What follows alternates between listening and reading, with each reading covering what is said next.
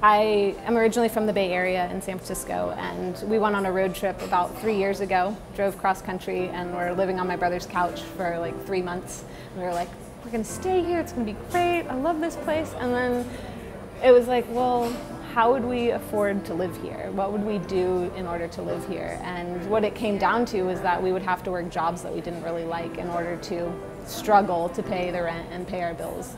And we kind of realized that Jacksonville was this place where we could come and live affordably and also, you know, offer perhaps what we were searching for in another place. We could bring that back here.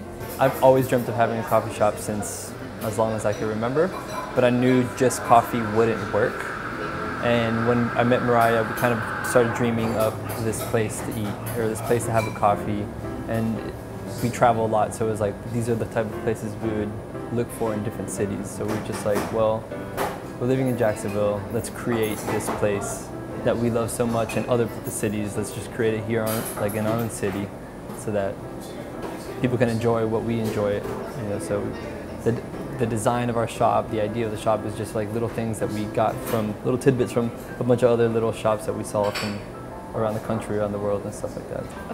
For me, I was raised amongst a community of people that are all very supportive and loving, and that's one of the things that I love about this space is the community that we've helped to facilitate and that people have created here. It's really magical, the amount of people, like our regulars that come in, and just in sitting at the bar, you know, every day and meeting each other. And I just think that that's such a special thing. Like, I'm so touched to be a part of that. You don't have to spend lots of money to eat right and to eat healthy. You don't have to fork out your entire paycheck on a meal just because it's good for you. So we just want to show the simplicity of good food, simplicity of, you know, we could get local ingredients, as many local ingredients as possible, and put it on a plate for a reasonable price with a good environment, without any kind of pretentiousness or without any kind of anything. It's just my biggest thing I try to create here is positive vibes, like just good energy. And so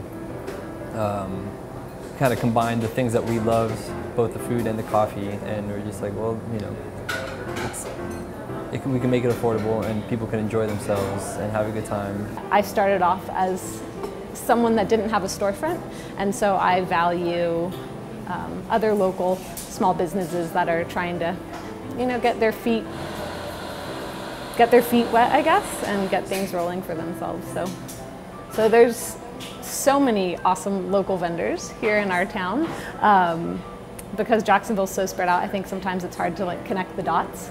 We've created relationships with the farmers, so when they come in, you know, they'll sit and have a cup of coffee, and we can, you know, continue our friendship, which to me is really important. I love knowing where my food comes from. And even when we order through our distributor, I try and keep it on the East Coast, mainly to minimize the footprint of the food, you know, the distance that it travels to get to your plate.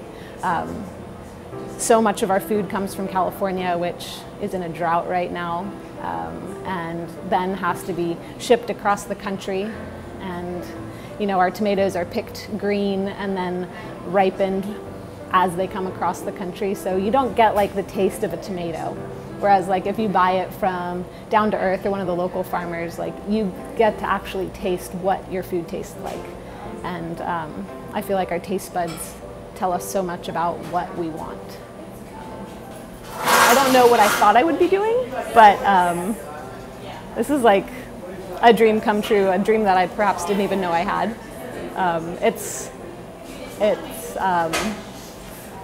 It's a vulnerable situation to put yourself in when you make food for people and serve people food and just kind of hope in blind faith that other people like what you do. So it was definitely a leap of faith in that sense.